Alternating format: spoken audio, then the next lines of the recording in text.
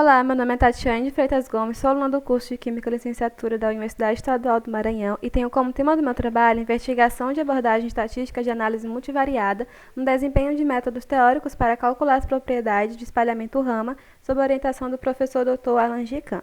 Cronologicamente, o efeito Raman foi previsto por Smeckel com a utilização da teoria quântica, que um ponto de luz com momento e energia pode interagir inelasticamente com uma molécula.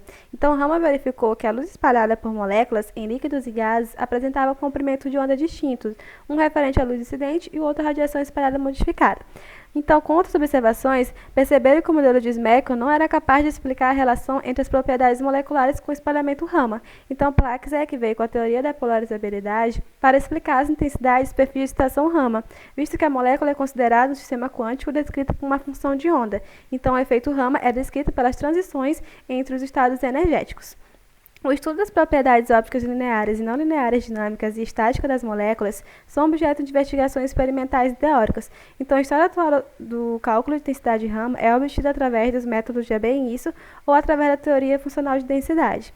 Há grande interesse no desenvolvimento de métodos computacionais de química capazes de fornecer intensidades de Raman precisas, com baixo custo computacional. Então, tem-se a proposta de fazer redução do tamanho do conjunto de base para aumentar a velocidade, fazendo um tratamento menos rigoroso nos elétrons do núcleo.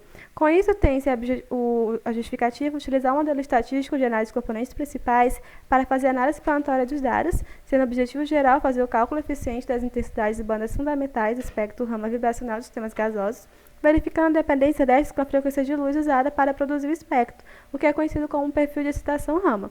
Como específico, tem investigar os perfis de excitações eletrônicas utilizando os potenciais efetivos do núcleo, fazendo análise do modelo proposto, nos níveis de CCSD e DFT, para os funcionais PBE0, LB94 e CAM3LIB, além de utilizar o modelo estatístico de análise de componentes principais para fazer a análise explanatória dos dados. Como metodologia adotada, baseou-se na otimização em matriz hessiana da geometria das moléculas, onde foi calculado o conjunto de base CCPVDZ e 321G DFT e Abe-Inisso, seguindo para a energia de excitações, onde o método utilizado foi CCST/sala de PVTZ como referência. Partindo para a polarizabilidade e atividade de espalhamento Raman, as moléculas foram excitadas e empregou-se os níveis de CCSD e DFT para o conjunto de dados. Após a computação das propriedades moleculares, utilizou-se o método estatístico multivariado para fazer a análise explanatória dos dados, onde fez o processamento no programa de estatística 8.0 com as intensidades Raman computadas para as moléculas de água, metano, acetileno, formaldeído e amônia, com as frequências de laser de 337 a 1064 nanômetros. Para a análise explanatória dos dados, utilizou-se a PCA para todo o conjunto de dados, incluindo as bandas de intensidade de Raman forte, média e fraca. Com os altos valores e as variabilidades, coletou-se um conjunto de dados com 140 casos no total, sendo 35 para cada intensidade de Raman, usando 12 métodos em geral. Na figura 1, observamos os loads para os componentes principais 1 e 2 e 1 e 3. Os loads eles revelam e exploram a importância da variável e sua eficiência. Na figura 1, podemos observar que os protocolos de pseudopotencial do PSB-KJC e P-Sturgis demonstraram semelhança nos resultados comparados com os de referência do Sadler de PVTZ, exceto no caso LP94 Sadler de PVTZ.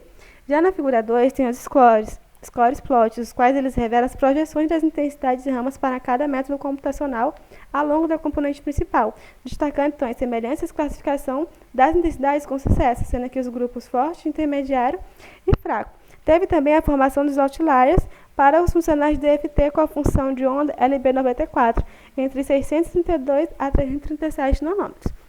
A tabela 1 tem os loads coeficientes para as componentes principais, utilizando os 12 métodos, sendo um cálculo de 5 componentes para cada método. Na tabela 2 tem melhor visualização dos resultados, pois aqui podemos observar que com apenas uma componente principal foi possível descrever 99,41% dos dados. Então, podemos falar que foi possível identificar e agrupar com sucesso os valores de observação espectral das intensidades, sendo que os gráficos de scores diagnosticaram o efeito de excitação do laser e a PCA também conseguiu expressar essa eficiência a partir dos gráficos de loads. Essas foram algumas das referências utilizadas e obrigada a todos.